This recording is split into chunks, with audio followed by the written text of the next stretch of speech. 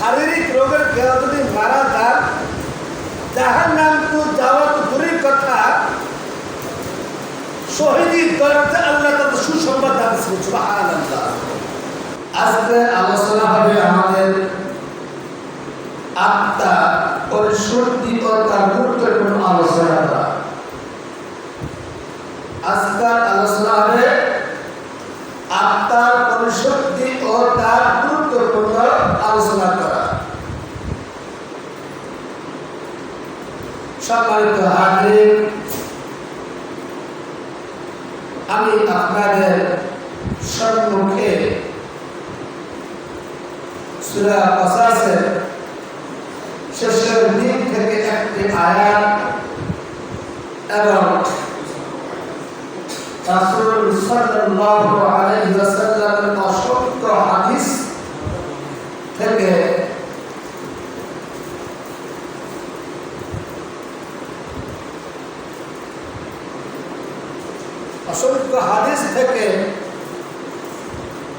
আমরা পাঠ করেছি। এইগুলোকে সামনে রেখে আল্লাহ আপনার সাহেব কিছু আলোচনা করব ইনশাআল্লাহ।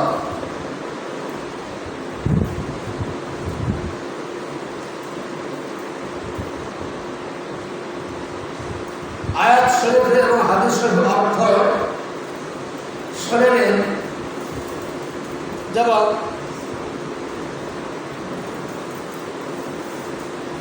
আয়াত ও হাদিস শরীফের অর্থ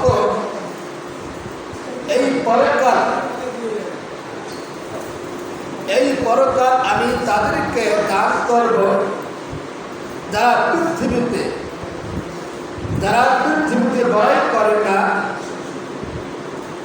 ফিতনা ফাসাদ অশান্তি সৃষ্টি করে না, আর শুভ পরিণাম শুধু খোদার বিরোধীর জন্য সে সব সময় থাকি যায়। এবং রাসূল সাল্লাল্লাহু আলাইহি ওয়াসাল্লাম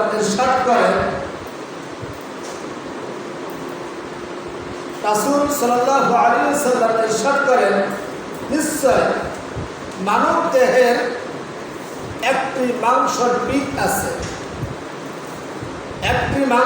পিঠ আছে, যদি তা সুস্থ বা পবিত্র থাকে তাহলে সমস্ত দেহ সুস্থ বা পবিত্র থাকবে। সুবহানাল্লাহ।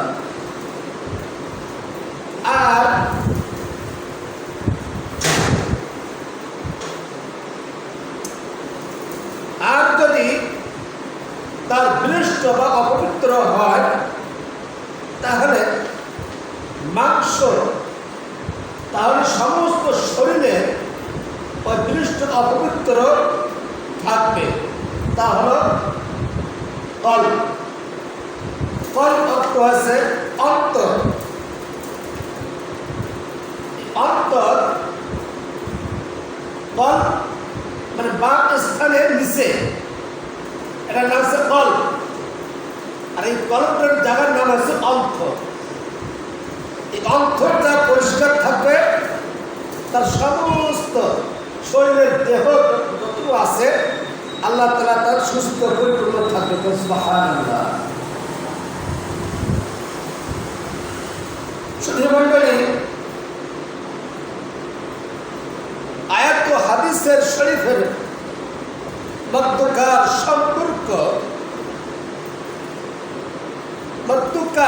সম্পর্ক যে আয়াতে বলা হয়েছে, যারা পৃথিবী বড়াই করে না অথচ অহংকার করে না, ফিতনা ফাসাদ যারা করে না, অশান্তি সৃষ্টি যারা করে না, তাদের জন্য রয়েছে আখিরাত। তাদের জন্য রয়েছে কি? আখিরাত।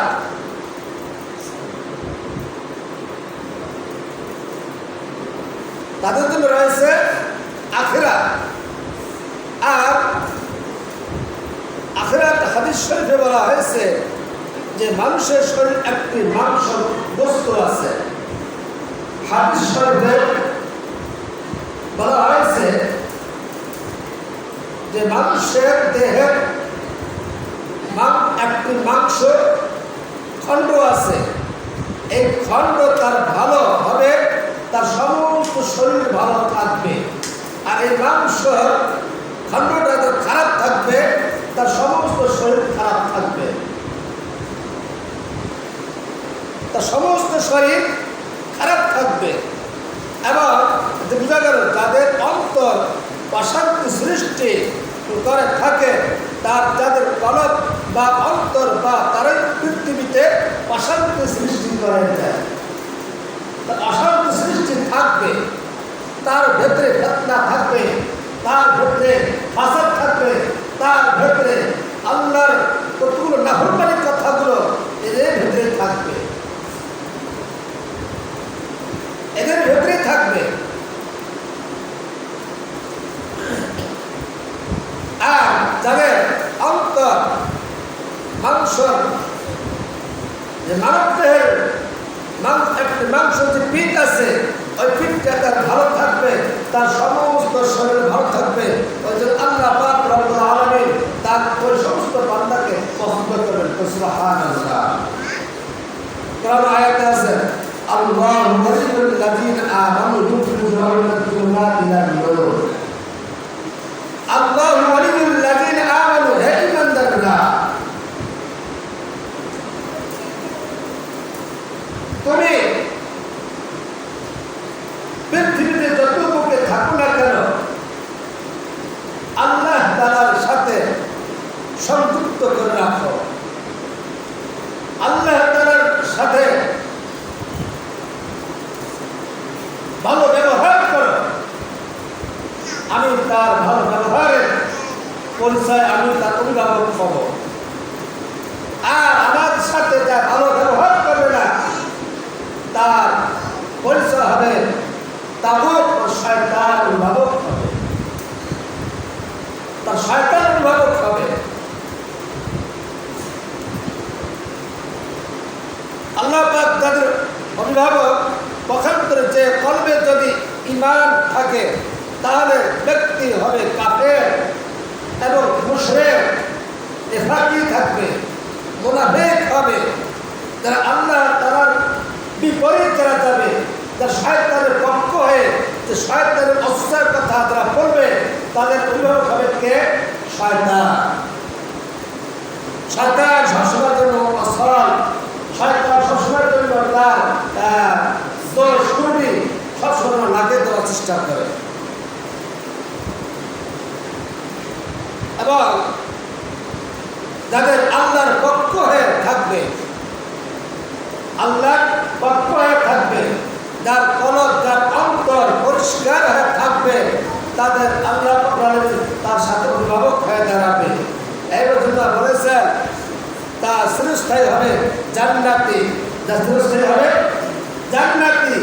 আর যারা চিরস্থায়ী হবে না, তাদের হবে জাহান্নামী। ওই দল যে শয়তানের দল, যারা শয়তানের দল হবে, তারা হবে কি? জাহান্নামী। আর যারা শয়তানের বিপক্ষে আল্লাহর দলে যারা থাকবে, তারা হবে চিরস্থায়ী জান্নাতি। সুবহানাল্লাহ। মানুষের জীবনের উত্থান এবং পতন, উন্নতি অবনতি সব কিছু তার কার ভেতরে আছে? মানুষের ভেতরে আছে, বান্দার ভেতরে আছে। এই বান্দার ভেতরে সব কিছু শয়তানের অস্ত্র লাগে দেওয়া, ভালো মন্দ কাজ ব্যবহার করা, সব কিছু কার ভেতরে আছে? বান্দার ভেতরে আছে, মানুষের ভেতরে আছে। এই সমস্ত যারা আল্লাহ পাক রব্বুল আলামিন বলেছেন যে বান্দা সৎ কাজ সবসময়ের জন্য আদেশ থাকবে, আর অসৎ কাজ সবসময়ের জন্য কি থাকবে? বিপরীত নিষেধ থাকবে। আল্লাহ পাক রব্বুল আলামিন তাদের জাহান্নাম ছাড়া তার কোনো পথ নাই। সৎ কাজ সবসময় ভালো কাজ করে আসতেছে, তাদের জন্য চিরস্থায়ী জান্নাত। মানুষ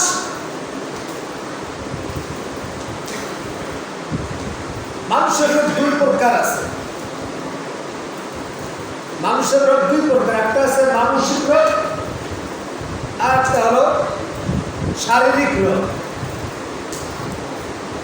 মানুষের রোগ যথা কলব, মানুষের রোগ যথা কলব, আর শারীরিক রোগ হলো যথা জ্বর, সর্দি, কাশি এবং অনেক অনেক রোগ আছে। যেমন ডায়াবেটিস, প্যারালাইসিস, পেটের ব্যথা, এরকম অনেক কিছু রোগ আছে শারীরিক রোগের ভিতরে। কলেরা, মহামারী এই সমস্ত আছে। আর মানুষের রোগ হলো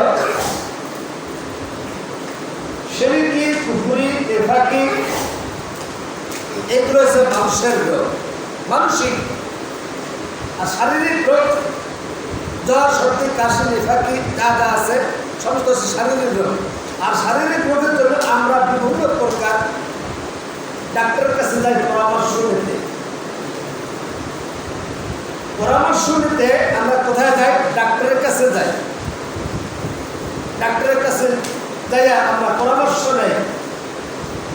পরামর্শ নেওয়ার মাধ্যমে যদি আমাদের শারীরিক রোগ যদি ভালো না হয়, তাহলে আমরা কোথায় যাই? টাকা পয়সা হাজার হাজার খরচ করিয়া, হাজার হাজার টাকা পয়সা খরচ করে আমরা বিদেশে যাই। বিদেশে যাই শরীরটা ঠিক করার জন্য, শরীরটা ভালো হওয়ার জন্য, আর 2-4 দিন কীভাবে থাকবো সে জাস্টিফাই করার জন্য আমরা এক দেশ থেকে আরেক দেশে যাই। তার কারণ কি? পরিপূর্ণ সুস্থ হওয়ার কারণে। পরিপূর্ণ সুস্থ হওয়ার কারণে আমরা এক দেশ থেকে আরেক দেশে যাই, আরেক ডাক্তার থেকে আরেক ডাক্তারে যাই পরামর্শ নেই চিকিৎসা নেওয়ার জন্য। কিন্তু অথচ মানসিক শারীরিক রোগে কেউ যদি মারা যায়, শারীরিক রোগের কেউ যদি মারা যায়, জাহান্নামে যাওয়া তো দূরের কথা, শহীদের দরজা আল্লাহ তাদের সুসংবাদ দিয়েছেন। সুবহানাল্লাহ। শহীদের দরজা, শারীরিক রোগের কেউ যদি মারা যায়, জাহান্নামে যাওয়া দূরের কথা, শহীদের দরজা আল্লাহ তাআলা কি করছেন? সুসংবাদ জানাই দিয়েছেন। অথচ আমরা কি করি? এই শারীরিক রোগের জন্য আমরা অনেক কিছু করে থাকি। আর মানসিক রোগ, এই মানসিক রোগ আমরা অতটা চেষ্টা পদক্ষেপ নেই না। মানসিক রোগের আমরা কতটা চেষ্টা পদক্ষেপ আমরা করি না। যে মানসিক রোগ হচ্ছে একমাত্র কলব, একমাত্র কি কলব। এই কলব যদি আমার চিন্তা থাকে, পৃথিবীর বুকে যা কিছু আমরা কাজ করে ভালো কাজ করে যাবো। আর এই কলব যদি আমাদের মর্দা থাকে, আমরা পৃথিবীর বুকের মধ্যে ভালো কাজের মধ্যে অন্তরে আসবে না, সবসময় খারাপ কাজের মধ্যে লিপ্ত থাকবো। আমরা সবসময় জন্য খারাপ কাজের মধ্যে কি থাকবো? লিপ্ত থাকবো। কিন্তু আমরা এইটার পদক্ষেপ আমরা নেই না।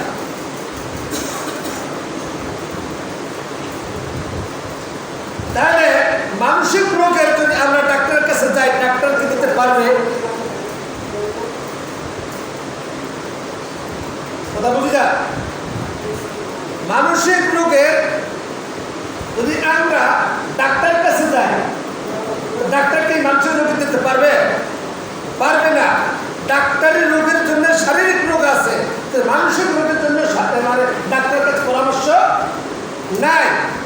আমরা যদি পৃথিবীর বুকে কলা গাছ একটা গাড়ি থাকি, আটিয়া কলার গাছ, আটিয়া কলার গাছ গাড়িতে আমি কবো আমি সাগরের কলা খাবো, সাগরের কলা খাবো, সাগরের কলা খাবো। ওটাই কি আল্লাহ সৃষ্টি করলে সাগরের কলা হবে? কোন সকল সাগরের কলা হবে না। আটিয়া কলাই হবে, কিন্তু সাগরের কলা হবে না। আমরা যদি সারা জীবনের জন্য মানসিক রোগের কুফরি, শিরকি, নিফাকি যত প্রকার রোগ যা আছে, গুনাহ আছে, এই গুনাহ যদি আমাদের ডাক্তারের কাছে পরামর্শ নেয়, ডাক্তার সাহেব আমার শারীরিক রোগ দেখেন তো কী অবস্থা আছে, তাই শারীরিক রোগের জন্য ডাক্তারের পরামর্শ, কিন্তু মানসিক রোগের জন্য ডাক্তারের কাছে পরামর্শ নেওয়া হয় না। তাহলে মানুষের রোগের জন্য কার কাছে পরামর্শ নিতে হবে? আলেমদের কাছে পরামর্শ নিতে হবে, আল্লাহর ওলিদের কাছে পরামর্শ নিতে হবে। রাসূল সাল্লাল্লাহু আলাইহি সাল্লামের কতগুলো অসংখ্য হাদিস আছে, এই হাদিসের থেকে আমরা কতগুলো বই পুস্তকে পাওয়া যায়, আমরা এইগুলো কি করব, করিয়া আমরা তার আত্মাকে আমরা পরিশুদ্ধ করে দেব। এটা হচ্ছে মানুষের রোগ।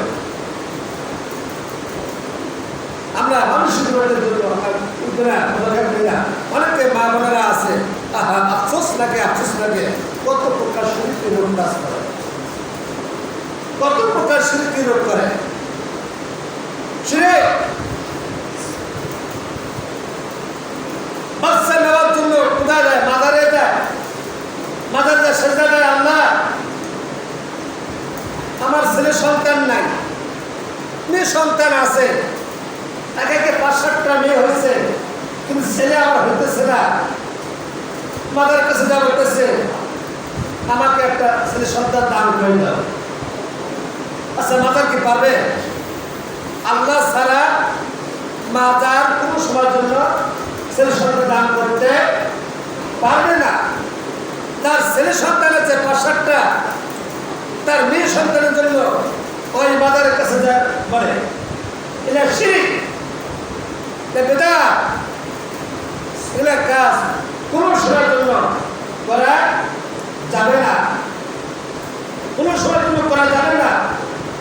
একমাত্র আল্লাহ তাআলার কাছে তাহাজ্জুদ নামাজ পড়িয়া, আল্লাহ তাআলার কাছে চোখের পানি ফেলাইয়া, আল্লাহ তাআলার কাছে যদি মুনাজাত করিয়া, কাকুতি মিনতি করিয়া, আল্লাহ তাআলার কাছে যদি মাগফিরাত কামনা করিয়া যদি আমরা দোয়া করতে পারি, অবশ্যই আল্লাহ পাক রব্বুল আলামিন আমাদের দোয়াটা ফেরত দেবেন না, অবশ্যই দোয়া কবুল করে তার ছেলে সন্তান মেয়ে সন্তান দান করে দেবেন। সুবহানাল্লাহ। কিন্তু আমরা এটা করি না। অমুক বাজারে যায়, অমুক ভূতের কাছে যায়, অমুক ভূতের কাছে যায়, আমরা কি করে ছেলে সন্তানের জন্য নেয়। আর ছেলে সন্তান মেয়ে সন্তান দেওয়া তো আল্লাহ তাআলা, আল্লাহ তাআলার কাছে ছেলে সন্তানের জন্য কোনো মানুষ দিতে পারবে না। কোরআন কারীম বলতেছেন, ইন্নাল্লাযীনা কাফারু ওয়া মাতু ওয়া হুম কুফফার উলাইকা আলাইহিম লা'নাতুল্লাহি ওয়াল মালাইকাতি ওয়ান নাসি আজমাঈন খালিদিনা ফিহা লা ইউখাফফাফু আনহুমুল আযাবু ওয়া লা হুম ইউনজারুন।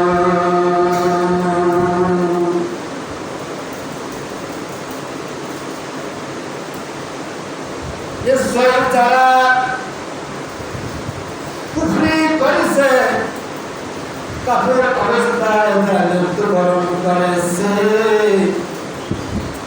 সেই সমস্ত লোকের উপর লাআনাত এবং ফেরেশতাগণের এবং আল্লাহ পাক রব্বুল আলামিনের কাছে ওই সমস্ত বান্দা লাআনাতের মাঝে থাকবে, তার কখনো আযাব হালকা করা হবে না। আল্লাহ তাআলা তার উপর ওই বান্দা ওই বান্দির উপর লাআনত থাকবে, তার কখনো করে আযাব হালকা করা হবে না। আর আয়াতে আল্লাহ তাআলা বলেছেন, ইন্নাল্লাযীনা কাফারু ফাসাদ্দু আন সাবিলিল্লাহি সুম্মা মাতু ওয়া হুম কুফফারুন উলাইকা আলাইহিম লা'নাতুল্লাহি ওয়া লা ইয়াগফিরুল্লাহু লাহুম। আল্লাহ তাআলা বলেছেন কোরআন শরীফে, বুঝতে সক্ষম হয়েছে যে ব্যক্তি কুফরি রোগের চিকিৎসা না করে এবং এই রোগে যদি মৃত্যুবরণ করে, কঠোর স্বরূপ খোদার ফেরেশতা সমুদায় সমস্ত মানুষের উপর লানত থাকুক। নাউযুবিল্লাহ।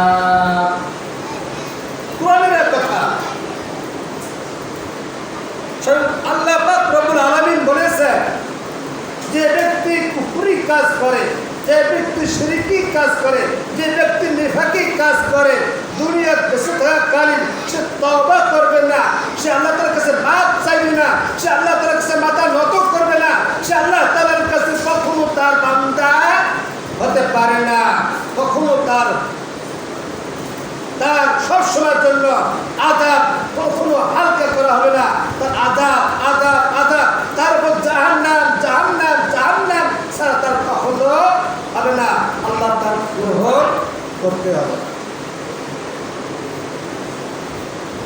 এই জন্য আমি বলি, এখনো যারা আছেন, আমরা ভুল পথে যারা আছি, আমরা যারা ভুল পথে আছি, আমরা চেষ্টা করব আল্লাহ তাআলার কাছে, আমরা চেষ্টা করব আল্লাহ তাআলার কাছে আমরা মাথা নত করে, চোখ ঘুম দিয়ে, নামাজ কালাম পড়িয়ে আমরা কি করব?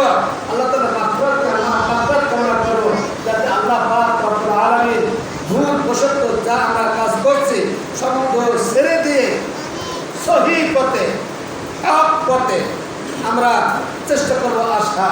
আল্লাহ তাআলা আমাদেরকে তৌফিক দান করেন। ওয়া আখিরু দাওয়ানা আলহামদুলিল্লাহি রাব্বিল আলামিন। যারা সুন্নাত পড়লে কামনা সাদকা করবে। আরেকটা কথা শুনলেন,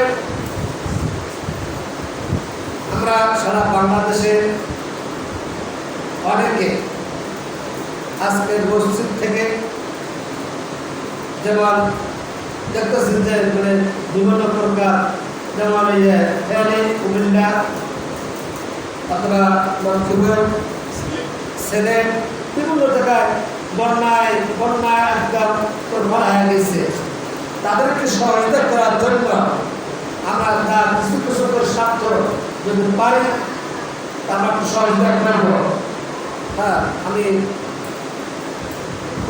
কুমারবন্ধুকে জানাইছি, যারা যদি সামর্থ্য দেয় আমরা একটু চেষ্টা করব তাদেরকে একটু দেওয়ার নাই, কারণ হিসাব কর জैसा कि हिसाब किया कमा अहसन अल्लाह इलैक। যে ব্যক্তি মানুষের প্রতি রহমত করবে, আল্লাহ তাদের প্রতি কি করে রহমত করবে। এই জন্য আমি বলে দিলাম, যারা সামর্থ্য তারা দেবেন, সামর্থ্য না তারা তো দিবেন না। এই বিষয় শুনুন।